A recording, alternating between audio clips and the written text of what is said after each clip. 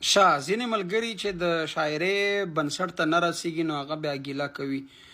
ملګري میسج وکړ وایي په هغه ټپه چې وار د نجیب د پګړۍ تیر شو نور پکتیاوال د پګړۍ نه په سروي نه. وایي ځینې ملګري خوابدي دي مال ولې وایي زموږ پکتیا.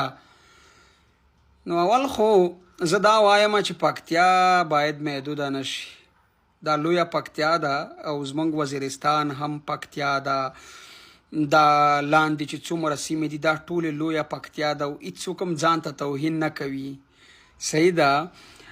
دلته مصیبت دا دی چې لکه زه دا ټول عمر د خپل پښتو د افغانیت او د پښتونوالۍ په خاطر زه خبر یم چې مقصد زه څه تېروم.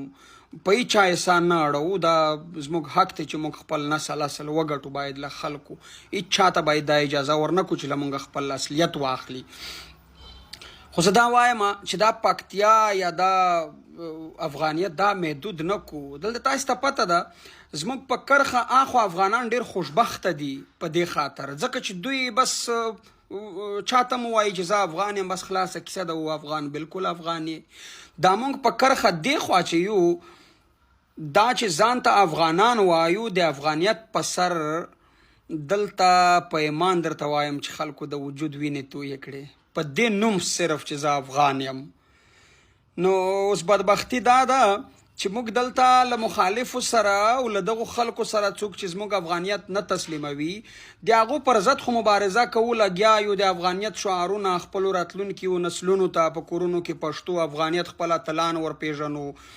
د لوی افغانستان په ګټو په تاوانونو یې خبره وو. خپل اتلان ورپېژنو افغانیت ورپېژنو خپل اصل نسل ورپېژنو.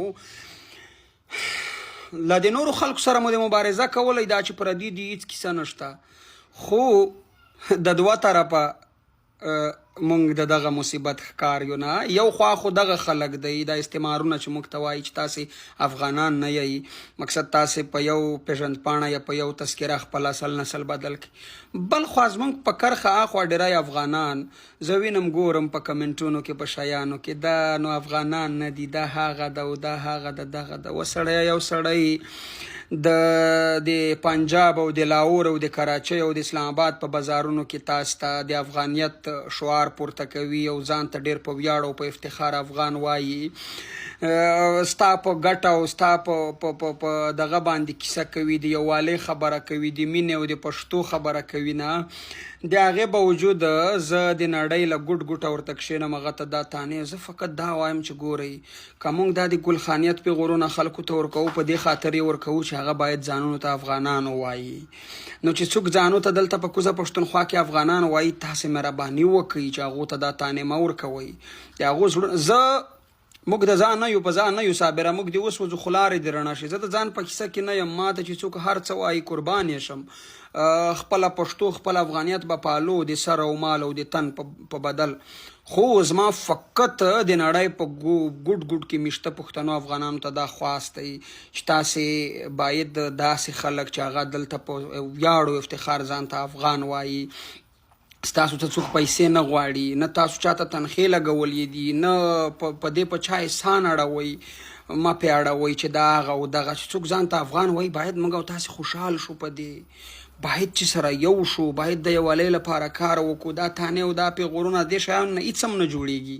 نو زه وینم اکثر چې داسې دلته په کوزه پښتونخوا کې څوک هم ملګري دي چې هغه په څه نه څه کوشش کوي چې موږ د یووالۍ طرف ته راشو. نه خو زموږ د بر وطن ټول نه په سلو کې 10% هغه خلک چې ناپوه به وي نه هغه دا کیسې ورته کوي. نو زه خواست کوم چې د یووالي لپاره کار وکړئ د افغانیت لپاره کار وکړئ. پاتې شوه دا ټپه صرف د پکتیا چې دا کوم اوس ولسونه خپل ځان ته د پکتیا دغه کوي دا فقط هغه پکتیا نه ده. پکتیا ډیره لویه ده.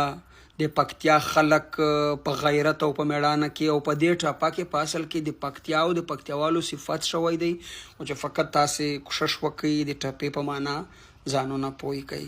ډیره زیاته مننه.